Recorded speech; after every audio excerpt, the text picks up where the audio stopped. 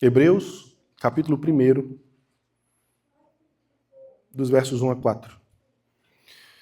Antigamente, Deus falou muitas vezes e de muitas maneiras aos pais pelos profetas, mas nesses últimos dias nos falou pelo Filho, a quem constituiu o herdeiro de todas as coisas e pelo qual também fez o universo. O Filho, que é o resplendor da glória de Deus e a expressão exata do seu ser, sustentando todas as coisas pela sua palavra poderosa, depois de ter feito a purificação dos pecados, assentou-se à direita da majestade nas alturas, tendo se tornado tão superior aos anjos, quanto herdou mais excelente nome do que eles. Queridos, se alguém te perguntar quem é Jesus, qual é a resposta que você vai dar? Eu gostaria que você pensasse numa resposta que não começasse assim, Jesus para mim, tá? Porque muitas vezes a gente tende a definir alguém ou alguma coisa a partir de uma experiência pessoal. E muitas vezes, queridos, quando nós falamos de Jesus e quando nós compartilhamos de Jesus, nós temos a tendência, até por causa dessa perspectiva que é disseminada, compartilhada, dita por aí, né, que religião é uma coisa que não se discute, fé é uma coisa que não se discute, então cada um tem a sua, seja feliz com isso pertence ao seu mundo privado e particular. Mas a bem da verdade, quando nós entendemos o cristianismo de fato, o cristianismo é sobre uma pessoa. E viver o cristianismo significa não apenas crer em Jesus Cristo, mas como também testemunhá-lo. Nós somos os portadores, a igreja verdadeira de Cristo, ela é portadora da mensagem que é verdade. E nós não podemos, assim, trabalhar com questões subjetivas, questões pessoais sobre Jesus. Nós precisamos saber quem é Jesus. E nós precisamos aprender a amar quem é Jesus. E não a desenvolver uma perspectiva, uma opinião sobre Jesus, uma figura que você faz sobre Jesus e amar aquela figura que você faz dessas coisas. O grande problema é que muitas vezes, até mesmo nos nossos relacionamentos, nós idealizamos a pessoa. Eu vou casar com fulano, meu marido, porque ele é assim. E aí a gente idealiza aquela pessoa, né, e acha assim, ali. E aí a gente não ama a pessoa de verdade. A gente ama o ideal que a gente pensou da pessoa. E isso muitas vezes acontece na realidade do cristianismo, onde nós idealizamos Jesus, nós achamos que Jesus é desse jeito, e aí nós começamos a amar aquela imagem, aquele ídolo que tem o ídolo homônimo de Jesus, né, que a gente chama de Jesus, mas que não é o Jesus revelado nas Sagradas Escrituras. E o próprio Jesus Cristo fala que nós temos que conhecer as Sagradas Escrituras porque são elas que revelam quem ele é. O grande erro dos antigos, o grande erro do povo da antiga aliança, o grande erro dos judeus, o grande erro dos fariseus, é o que eles idealizaram o Messias, eles configuraram o Messias na própria cabeça e eles criaram uma expectativa em cima desse Messias. E no dia que o Messias verdadeiro veio, eles não reconheceram. Por quê? Porque eles tinham uma falsa impressão, uma falsa imagem, eles criam numa ilusão a respeito do Senhor Jesus. E é sobre isso que o livro de Hebreus trata. O livro de Hebreus foi escrito para combater aquela perspectiva de que, não, você precisa de Jesus ou algo mais. De corrigir aquilo que se tem, aquilo que se pensa, aquilo que se crê a respeito de Jesus. O contexto do livro é que os crentes, os novos convertidos, aqueles que adotaram a fé cristã, eles estavam ali sendo bombardeados pelos judaizantes, por todas aquelas pessoas que diziam o seguinte: tudo bem, o Messias veio e tal, mas vocês precisam circuncidar. Ah, tudo bem, vocês creem em Jesus, mas vocês precisam do trabalho dos anjos. Ah, tudo bem, vocês creem em Jesus, mas vocês precisam que o sacrifício seja feito. Ah, tudo bem. Aí sempre colocando Jesus e algo mais, não entendendo quem Jesus era de fato. E o texto do Hebreu, se você continuar lendo o texto, você vai ver que todas as figuras do Antigo Testamento são chamadas de sombras daquilo que haveria de vir. Então todos os sacrifícios, todos os rituais, tudo aquilo que pertencia ao Antigo Testamento foi cumprido em Jesus. E aquilo que Jesus Cristo fez, fechou, encerrou uma fase da revelação, encerrou uma fase da história e inaugurou a nova fase, a nova aliança.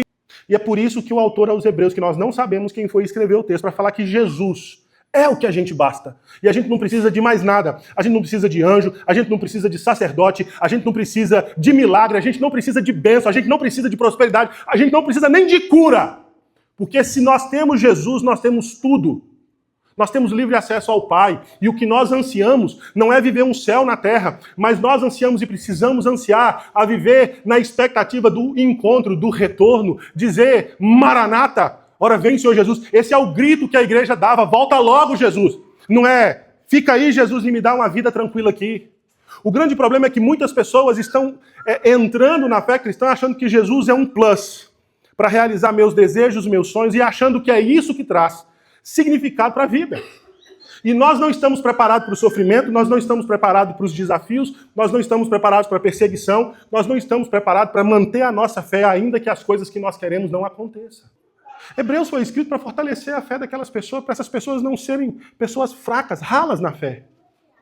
E que o que o texto de Hebreus e o livro de Hebreus todos está mostrando é que Jesus é superior a qualquer rito, qualquer símbolo, qualquer experiência que se tem.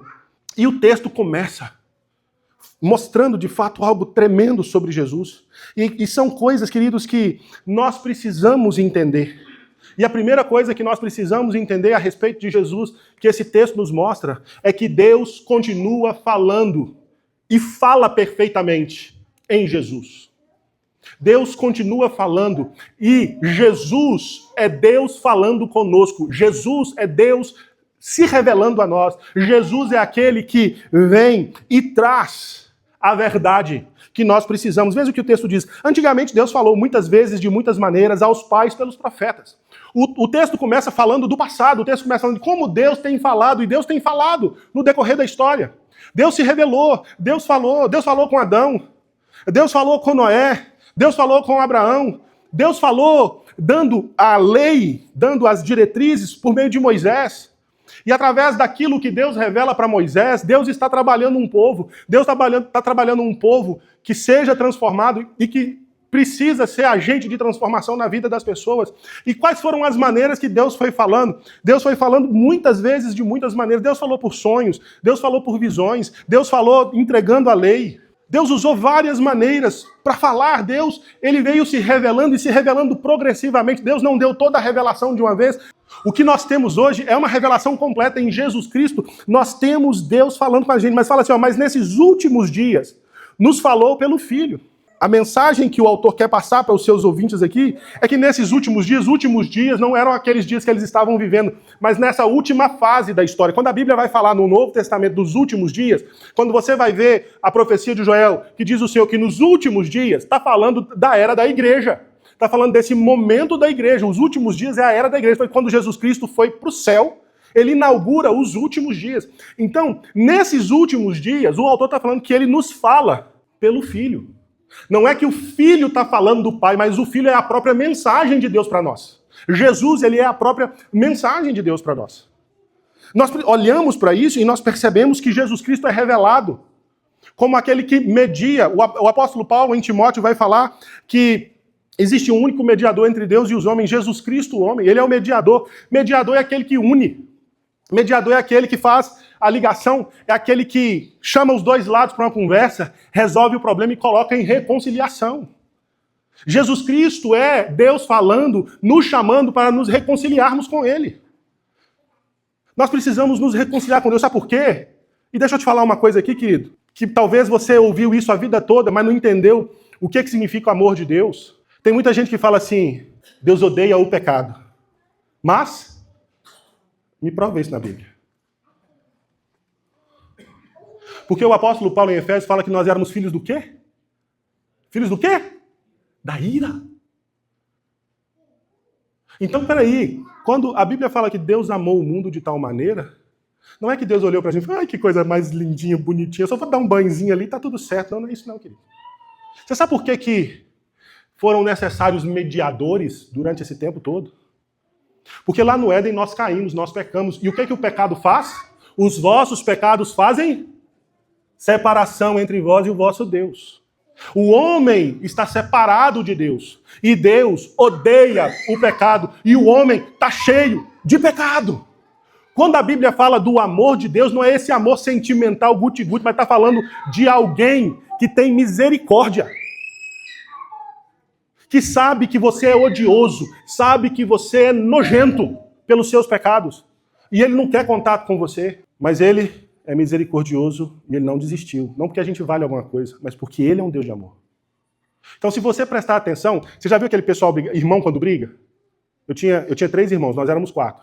Aí quando eu brigava com a minha irmã, e eu tinha que falar alguma coisa para ela, eu chegava assim e falava, Marlon, vai lá e fala para sua irmã que ela não fez isso, ela precisa fazer, senão eu tinha que lavar o banheiro. Mas para eu lavar o banheiro, eu precisava do balde e do pano. Era a minha responsabilidade lavar o banheiro.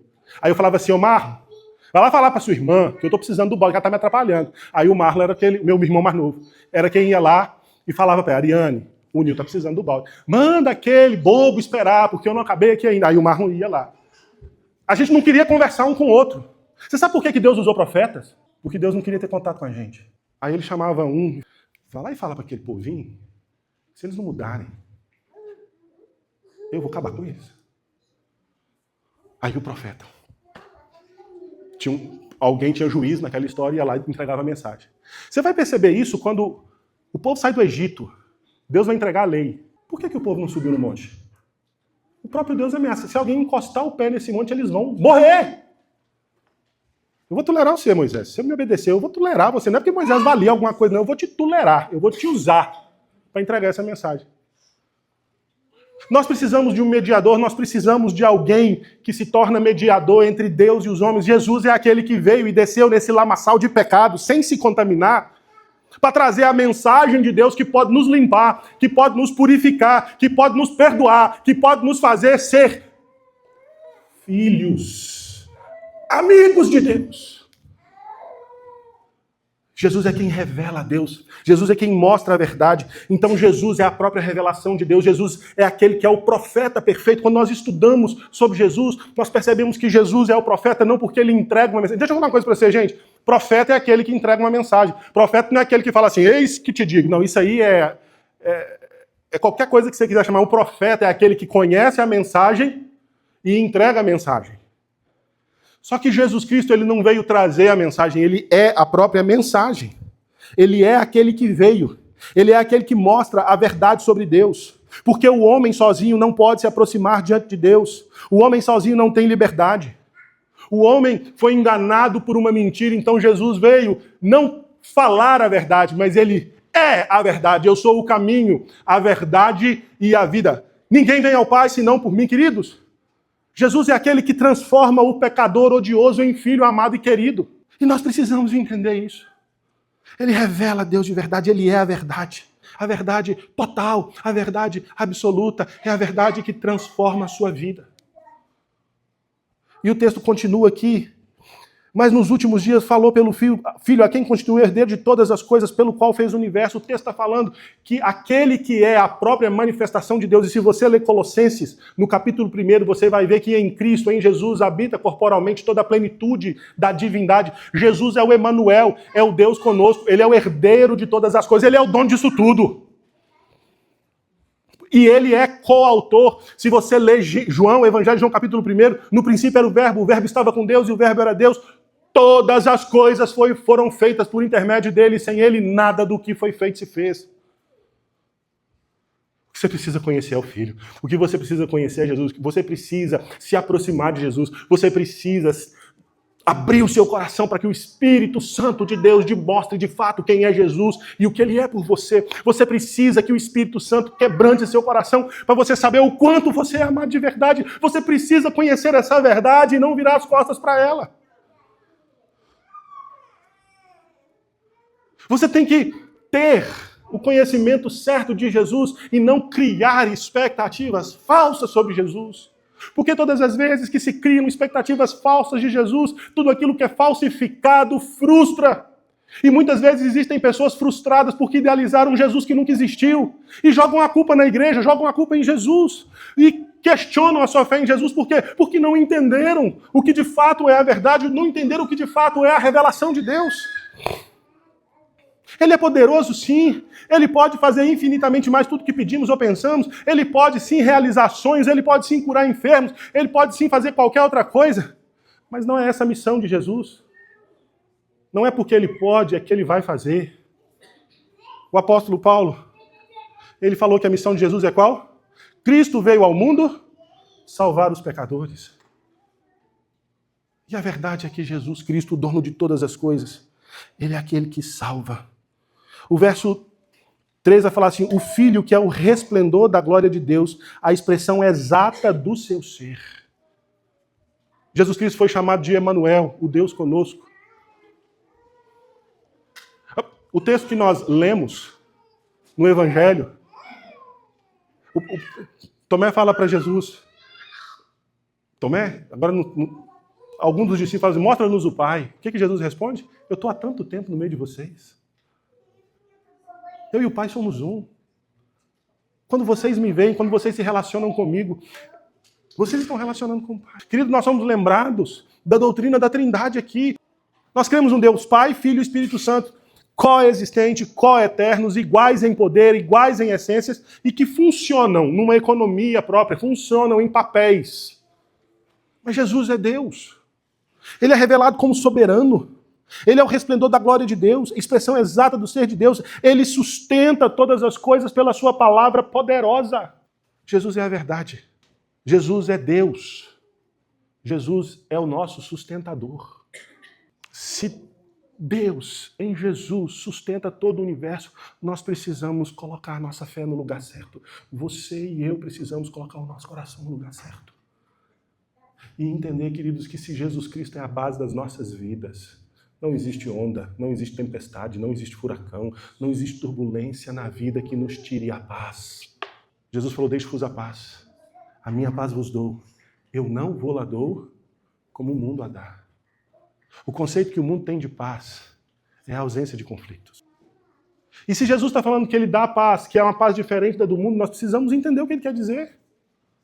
Porque essa paz, segundo o apóstolo Paulo, é fruto do Espírito.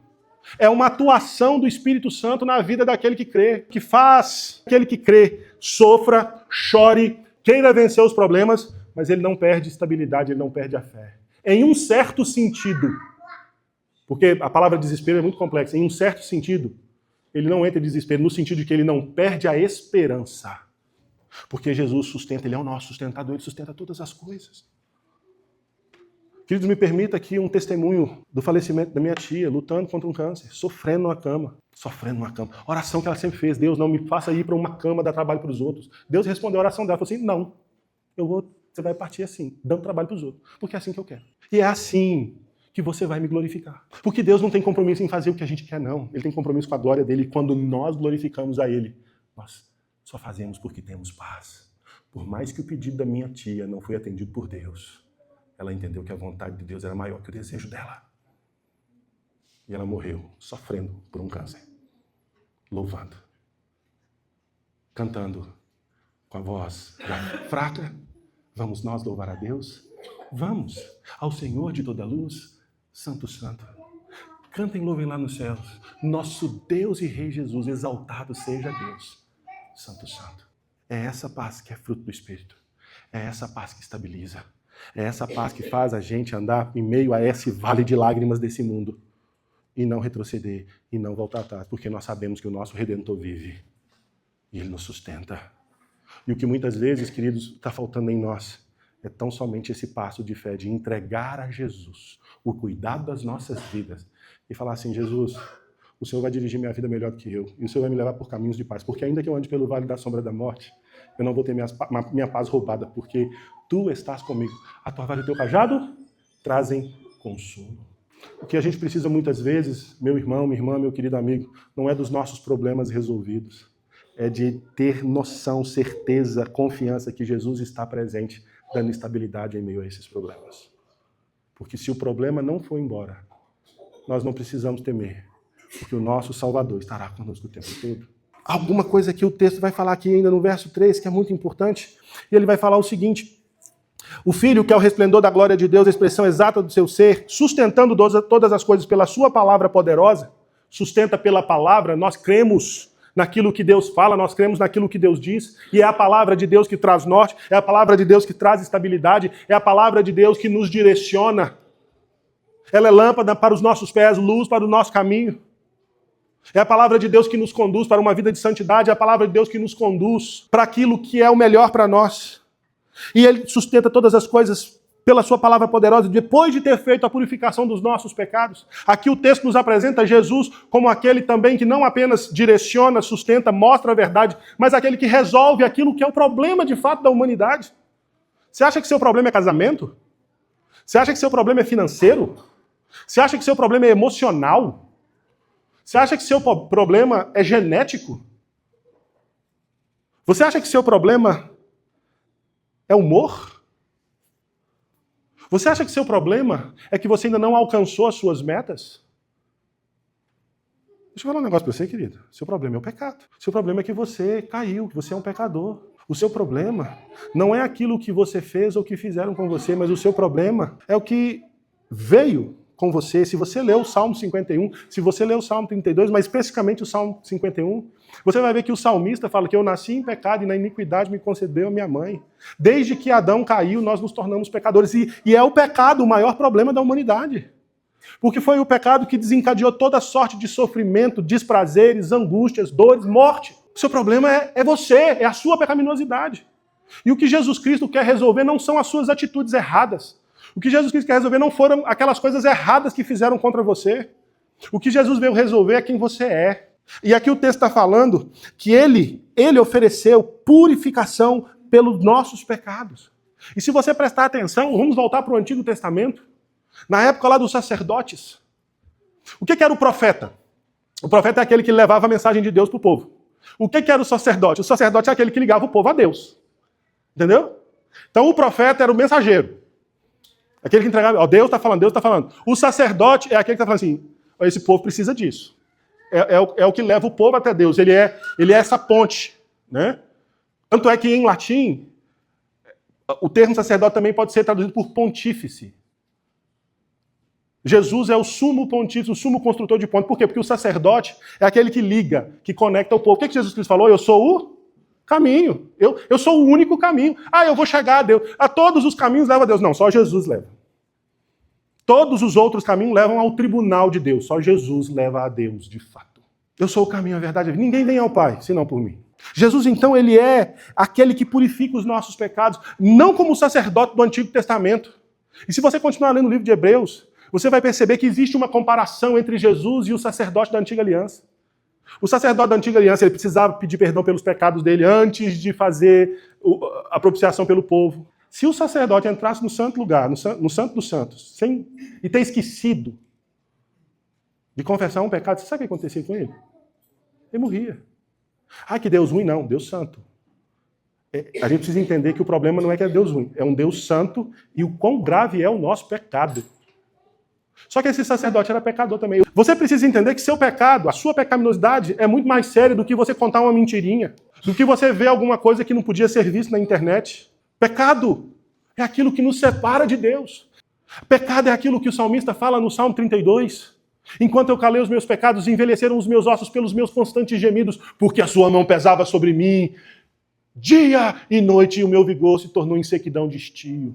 Eu não tinha prazer na vida, é o que rouba o prazer, é o que rouba a satisfação, é o que rouba a alegria, é o que faz você se sentir inadequado, é o que faz você perceber que existe uma busca e você está tentando saciar essa necessidade em outras coisas que só Deus pode fazer. É o pecado que traz o sofrimento. Não o pecado que você cometeu, mas o pecador que você é. Você não se tornou um pecador quando você começou a pecar. Você começou a pecar porque você é um pecador. Então, queridos, quando nós olhamos para nós e vemos isso, Jesus Cristo é aquele que ele nos conecta a Deus. Só que o que ele fez? Ele não pegou um cordeiro, matou o cordeiro e falou, agora o pecado deles estão perdoado. Ele é o cordeiro. Se Jesus Cristo é o profeta supremo, a própria revelação, ele também é o sacerdote supremo. Mas ele é o próprio sacrifício. Jesus na cruz, é ele te tirando daquele lugar e falando assim, o que você ia fazer com ele, Pai, faz comigo. Eu estou tomando o lugar dele.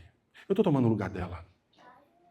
Porque Deus amou o mundo de tal maneira que deu o seu Filho unigênito para que todo aquele que nele crê não pereça, mas tenha vida eterna. Mas Jesus teve que experimentar o ódio, a raiva, a ira de Deus contra o pecado.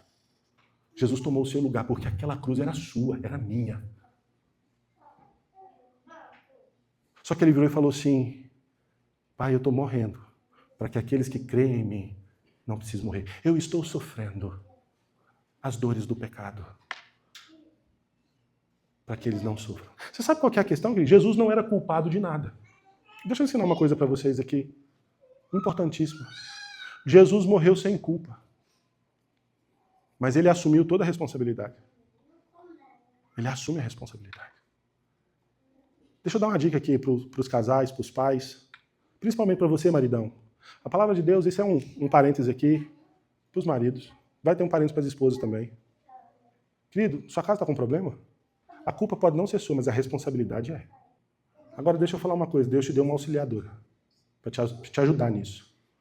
Por mais que a responsabilidade, maridão, seja toda sua, você tem alguém para te ajudar a carregar essas responsabilidades. Então, esposa, você foi chamada para ajudá-la a lidar com isso. Porque Jesus Cristo não tinha culpa nenhuma de nenhum pecado, mas ele assumiu a responsabilidade de todos os nossos pecados. E ele falou, a responsabilidade é minha, eu pago.